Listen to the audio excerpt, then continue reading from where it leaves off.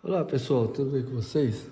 Hoje eu queria falar para vocês sobre essa ferramenta aqui, Knipex Cobra e o seu predecessor, o Alligator, mais propriamente o Cobra, que seria o foco da nossa atenção.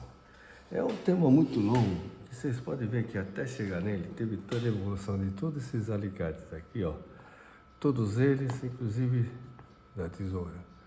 Tá, vou explicar melhor como que são esses conceitos. Vai ficar muito longo se eu for detalhar um por um, então vou tentar cortar caminho aqui, por exemplo, né? Então eu queria explicar como a Knipex, né, modificou do seu jeito, né, e de modo arrojado, revolucionário também, a construção do alicate bomba d'água, que é esse aqui, ó, ajuste diagonal, tá? O ajuste é diagonal, vocês podem ver ajuste diagonal, tá? Ajuste diagonal. Beleza? Então aqui é o bomba d'água de ajuste diagonal, criado originalmente pela Channel Lock, essa companhia aqui, na figura do seu, não do seu 420 mais famoso, mais escolar, mas do seu 410 antecessor, né? Que tem uma peculiaridade que ele tem aqui uma junção articulada, a primeira do mundo, dos alicates, que é travante, tá? Eu vou explicar aqui o que quer dizer tudo isso aqui. Tem umas referências aqui no meu computador, tá bom? Primeiramente, né, o grande alicate revolucionário da década de 30 foi o 420, esse aqui, ó, né, com o sistema Tongue and Groove, tá, canal, né, lingueta, tá, e a lingueta aqui, e os canais aqui, tá, Tongue and Groove aqui, esses canais aqui, tá vendo? Esse canal aqui, né, então essa lingueta, veja bem, entra dentro desse canal aqui, desse tipo de canal. Então, isso é revolucionário para a época. Eu vou depois explicar aos poucos por que é tão importante isso aqui, tá bom, minha gente? Vamos lá. Os que acompanham o meu canal sabem que eu gosto das questões funcionais mais detalhadas, tá? Então, é o seguinte, lembrando que o 410, que é esse aqui, ó, né, que veio antes do lendário 420, que eu já mostrei que esse aqui, ó, o famoso que modificou a história do alicate de bomba d'água, tá bom? Foi o primeiro alicate slip joint. O que é o slip joint? Isso aqui, ó, junta deslizante, tá vendo? Essa junta aqui, ó, ela desliza, ela tá presa desse lado de cá. E ela desliza sobre esses ajustes aqui, onde o pivô, então, pode centralizar a alavancagem, ou assim, tá bom? Aí então a junta é móvel, slip joint, né?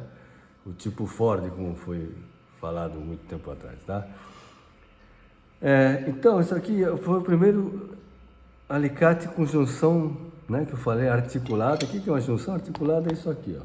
Você tem duas partes aqui, né? Simétricas, iguais, e você conecta duas a partir desse pivô aqui, fazendo uma junção articulado, quer dizer, ele se mexe mesmo estando preso um no outro, ele se mexe, né? É uma junção articulada. Esse aqui é uma junção livre, né? Porque é autônomo, não tem nada que o prende a nada, tá? Então isso aqui é a noção de junção, né, articulada. Então foi o primeiro isso aqui, tá? Com junção articulada com sistema de ajuste travante, que é exatamente esse Tongue and Groove. Por que ele é travante? Quando você coloca qualquer objeto, né? Aqui, vamos pegar uma abertura melhor. Aqui, entre eles, tá? Ó, tá vendo? Tem jogo, tá? Tem os canais aqui, tem suco, tá? Esse suco, na verdade, ele faz assim, ó. Faz essa junção aqui, ó. Tá vendo? Assim, ó. Ele faz isso, ó, um no outro, tá? Um entra dentro do outro. Esse aqui entra dentro desse, de modo que ele se encaixe não assim reto, né? Mas com uma garra assim, ó. Assim, ó. Não reto assim, tá? Mas assim, ó, para que se prenda. Então, o fato de ele ter um jogo aqui, tá? Quando você prende qualquer coisa aqui, já não tem mais jogo, tá vendo? Não tem mais jogo por quê? Porque esse canal aqui, essas ranhuras e a lingueta estavam assim soltas, aí fizeram assim. Quando você fecha o alicate, eles fazem assim. Eles fazem assim, desculpa, estava fora de foco.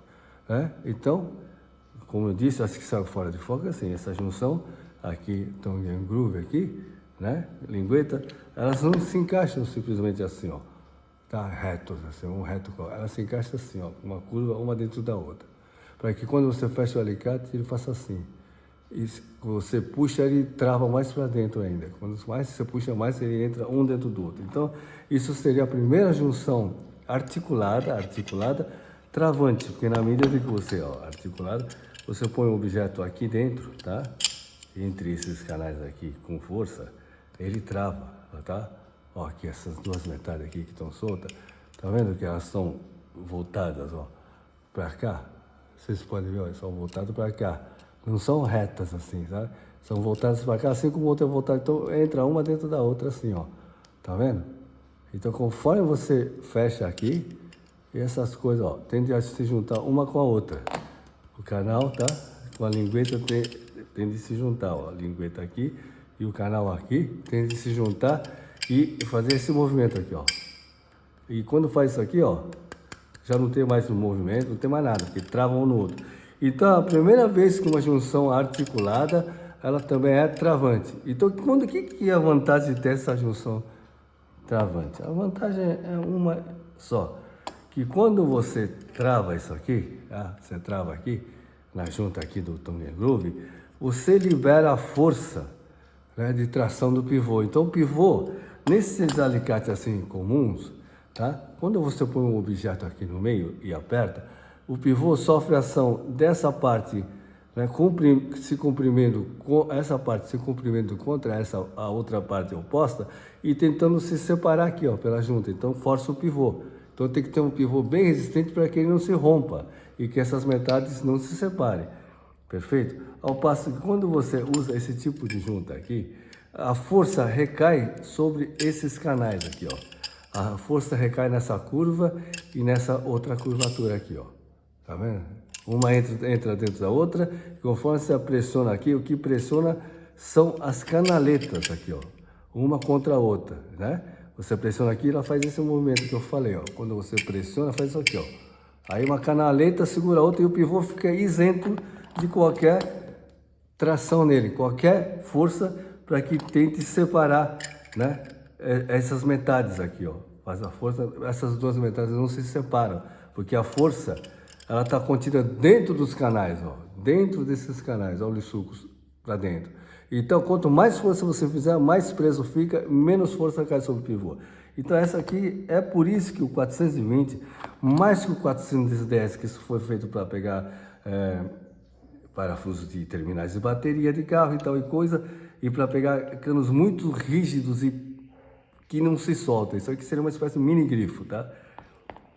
Então, eles fizeram esse sistema, foi o primeiríssimo do mundo dos alicates, tá? Todos aqui tem a junta não travante, são soltas, tá? Conforme se faz pressão aqui, que recai sobre o pivô, beleza? Então é isso. Mas por que nós estamos mostrando esse alicate Ford aqui, ó? Porque lá por 1860, 1880, a Billings desenvolveu, junto com outras empresas, esse tipo de alicate de junção aqui, ó. Porque a abertura modifica, tá vendo? Aqui, ó, para pegar porcas e outras coisas, tá? Né? Mas na verdade não é para pegar porcas. Depois, na verdade, no começo, minha gente, isso aqui era feito para pegar canos, tubos. Tanto é que se chama pipe tongue. O nome original desse split joint é pipe tongue, o que seja, torquês para pegar canos, tá? Por isso que ele tem essa abertura. Pra quando você precisar pegar um cano que ele é mais largo, sei lá, aqui, né? Aqui, ó, faz assim, ó. Tá vendo? Então ele é uma turquês que para pegar canos. E daí que vem a descendência dele, que é o bombadão. Então o que que quer dizer com isso? Quer dizer o seguinte, essa abertura, por mais que você abra, né, essa abertura aqui, ó, não aumenta muito. Tá? A única maneira de fazer com que essa, porque tá tá linear, fazer essa abertura abrir, sem que o cabo fique aqui embaixo, e, né? O que é? É fazer com que o ajuste seja diagonal, entendeu? Ó, que o ajuste seja na diagonal, como olha a diferença de abrir assim e abrir assim, ó. Olha que diferença, tá? Né? Então o frontal máximo é isso aqui, ou isso aqui, tá bom? O diagonal é isso aqui, ó, ou isso aqui. Olha a diferença, por correr de lado, tá? Isso também foi uma ideia que já existia alicates diagonais, tá? Como, deixa eu ver aqui, esse aqui, olha, esse aqui, né? Do Ross, tá? Diagonais, né? Já vi esses diagonais, porém não tinha essa função travante, beleza? Então é isso aqui, né? Então vamos fazer um retrocesso aqui. Vamos comparar isso aqui com a tesoura. Porque eu queria falar do que é o cisalhamento, tá? Que vai levar à função de corte. Corte de fios, corte de papéis, couro, sei lá o que mais. Cisalhamento tem um problema, são dois planos, tá? Que eles fazem isso aqui, ó. Ficam muito perto um do outro, né? E se friccionam assim, ó. Eles se movem um contra o outro.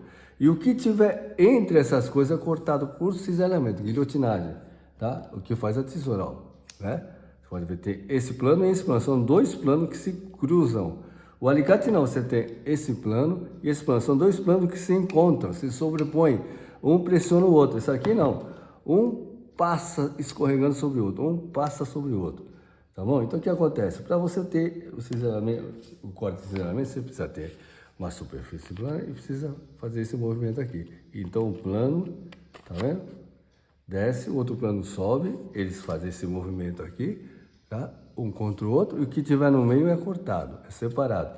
Então se você pegar, por exemplo, aqui, uma coisa redonda, você põe uma tesoura aqui, é difícil cortar porque essa metade de cima aqui, ó, vai ter que fazer pressão contra essa superfície aqui. Essa metade de baixo vai ter que fazer a pressão contrária, né? E ambas tem que fazer o suficiente para cortar. É dificílimo cortar desse jeito, né? Então é mais próprio para coisas finas, planas, né? Cujo cisalamento não encontra uma resistência. Porque, por exemplo, ó, quando encontra uma resistência, aqui, ó, o que acontece? Você faz a força aqui, ó, o que acontece, ó. Passa entre os planos e fica preso, tá? Tá aqui, ó, tá vendo? Então não serve. Ao passo que com um alicate que os planos se encontram, você pega isso aqui, ó, corta simplesmente, beleza? Então essa é a diferença.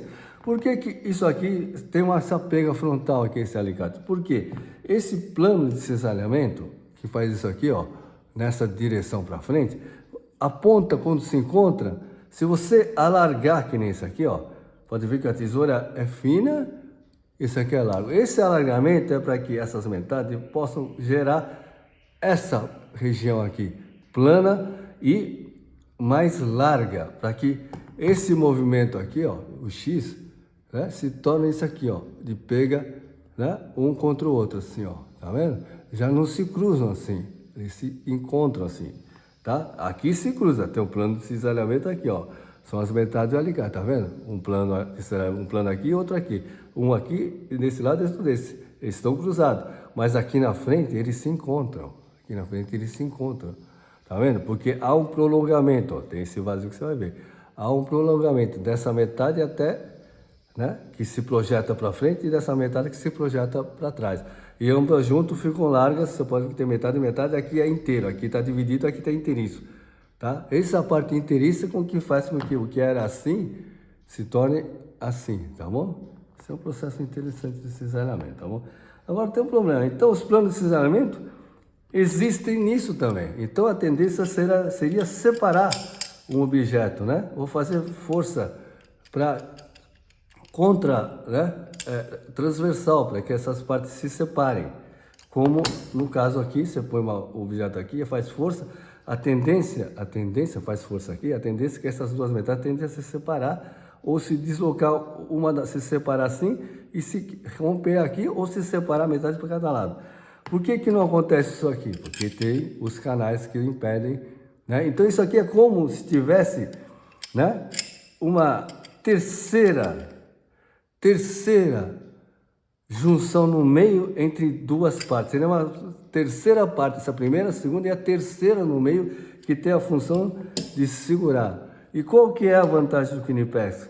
Ele tem essa função sem passar para o plano de cisalhamento. Por quê? Porque o encaixa-box está um dentro do outro, minha gente. Como está um dentro do outro, vocês podem ver aqui, ó, são inversos, né?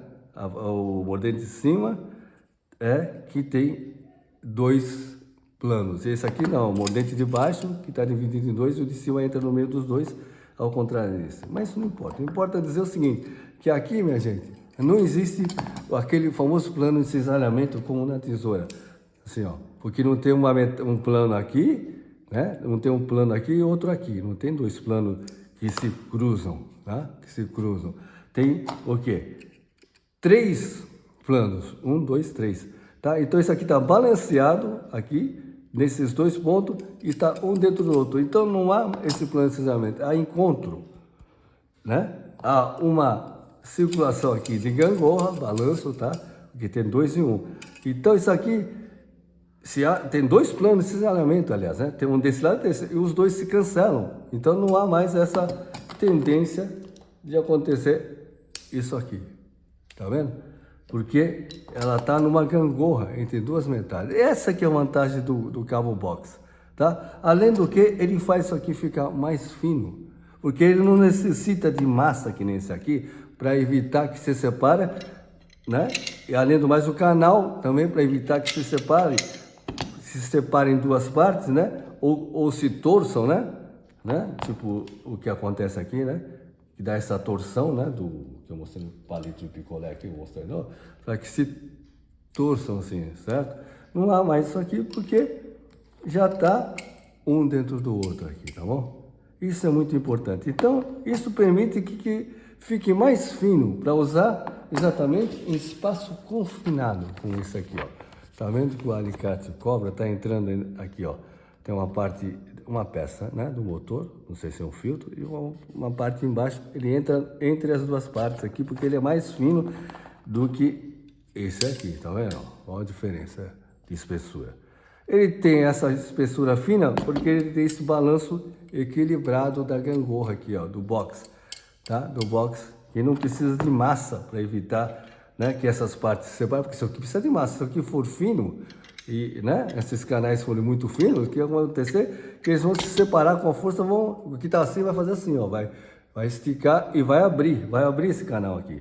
Para não abrir, isso é de massa, olha a grossura disso aqui. Dá quase a cabeça, ó, é da mesma grossura da cabeça do cobra, tá vendo? Né? Aqui do cobra, a mesma grossura, é só a metade do cabo desse aqui. Você vê como é necessário ter massa. Toda essa metade aqui, ó, é a massa do canal, tá vendo que está dividido em 2 aqui, ó, tem esse sulco, né? Essa aqui é a alavanca, essa aqui é onde segura, essa aqui é a massa que segura essa aqui, para que ela não se abra, tá? Então precisa ser grosso isso aqui, precisa ser espesso isso aqui, né? No caso aqui, isso aqui.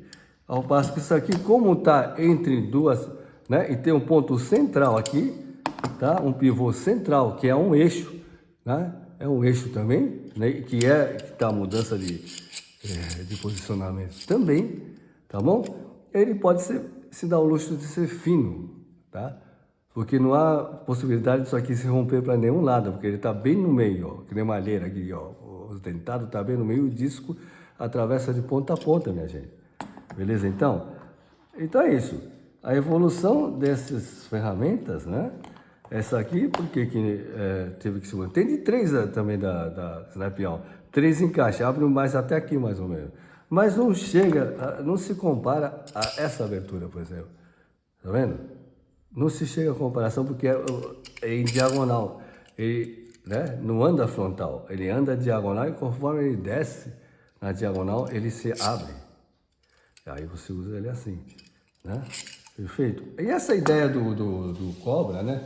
Não veio diretamente o channel lock, embora o channel lock, tá vendo aqui, ó, o alligator, né? Já existia uma versão de channel lock, tá? Só que ela é de 2 folhas, não era em caixa box, tá vendo?